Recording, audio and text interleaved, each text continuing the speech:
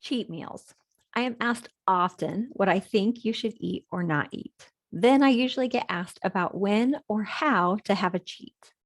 I love these questions. It shows me exactly where your brain is, what you're thinking, and maybe a glimpse of why. Then we can explore where that idea came from. Oh, this is the good stuff. Let's start with the definition of the word cheat: to act dishonestly or unfairly to avoid something undesirable. I took just a moment and thought of what that definition feels like to me. Wow, dishonest, unfair, and undesirable. This is what some are asking for.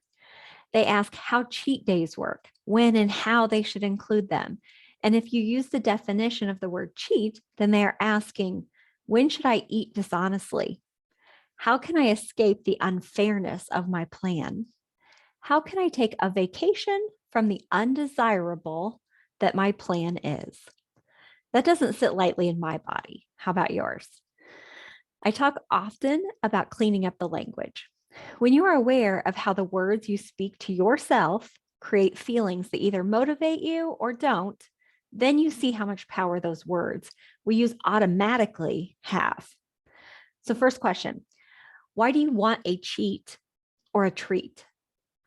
Sometimes people are simply just wanting the reassurance that they can have all foods, and sometimes there is a little thought in there that needs to be cleaned up. If you are wanting reassurance, yes, you can have any food. The diet industry and many of our childhoods have created a good food, bad food mentality. The complete truth is that foods are not capable of morality, no good versus bad. In cleaning up our language, consider the food's usefulness. A food is a good food if you choose it, even if it is for the sole purpose of delighting your taste buds. So the next time you find yourself thinking of food as good or bad, it is a great opportunity to ask yourself, why do you want it? What purpose is it serving? There's not a wrong answer. It just gives you more information about where your thoughts are and what your intentions are. Let's explore some of the thoughts that are some of the most common ones. I just want to let loose. This usually is because you are actually thinking that your plans are too hard to follow. You want to seek some relief from the rules that are too hard. I want to ask, who set the rules? Who are you cheating? As I work with clients, I routinely ask, does this feel easy? If not, how can you make it easier or make it feel easy? When things feel easy, then you don't look for a break. You know how easy it is and don't look for relief from easy. Many of the perfectionistic thinking also is striving for a perfect plan. Truly, there's no such thing, none. Some say the perfect plan is the one you follow. I say you can claim a plan as perfect also in what you learned from it. So there's no perfect plan. If you can make it easy, doable to follow, and then learn from it when you followed it and when you didn't, then that is the best outcome. Next, I have been so good, I deserve this. This again brings in the morality. You are not good or bad for eating one food over another. Your worth has already been decided. You are worthy because you exist. So you do not deserve to have something, nor need to refrain from having it so that you are not bad. You are just you. You eat food for survival, for energy and nutrients, and yes, even for pleasure. Look at why you are choosing different foods. If you know why you are choosing each food, then your brain quiets down the judgments. You may notice that if you are eating for sheer pleasure often, you might ask yourself, what else brings you pleasure? When you live life finding pleasure in all areas, you don't look for food to bring you all of your pleasure and entertainment. It's like a great shower. You enjoy it in the moment, but you are not spending all day in the shower. Enjoy your food when you eat it, but ask yourself, how much pleasure do I need this to provide me? Lastly, maybe this is why you don't want to eat certain foods, this thought. I am afraid if I eat this, I will lose my self-control and sabotage all of my progress. Let's break this one down. In thinking this, you are operating out of fear. You are giving food all the power, and you don't think you have any control. You are believing that it is all automatic after your first taste. The primal brain may have an urge, even a really intense one, wanting more than you had intended to eat. You still have to allow your hand to put food in your mouth. And that takes a decision from you. And your prefrontal cortex, the part of your brain that makes decisions and rationalizes, yeah, it takes that. It may have all happened so fast that you didn't realize it was a decision that you made. Now that you know, you will be aware and you can see the decision you are making. The last part of this thought that it will sabotage all of your progress.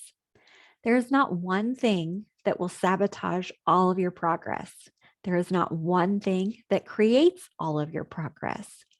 Do not give it all the credit.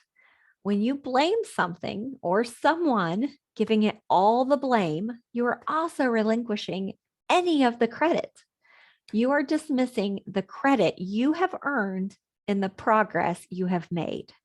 Sometimes people do this so they also don't have to take the responsibility for when it didn't go the way they want. Okay, so now that we have explored the thoughts that cause the desire to want to cheat, let's look at it a little more productively. I want you to want to take care of yourself forever. I want it to be so easy that it is doable forever. Forever doesn't need to feel imposing when it is easy or when you want to do it. It is kind of like how I enjoy routine. Sometimes there are vacations and holidays that I am not in my routine.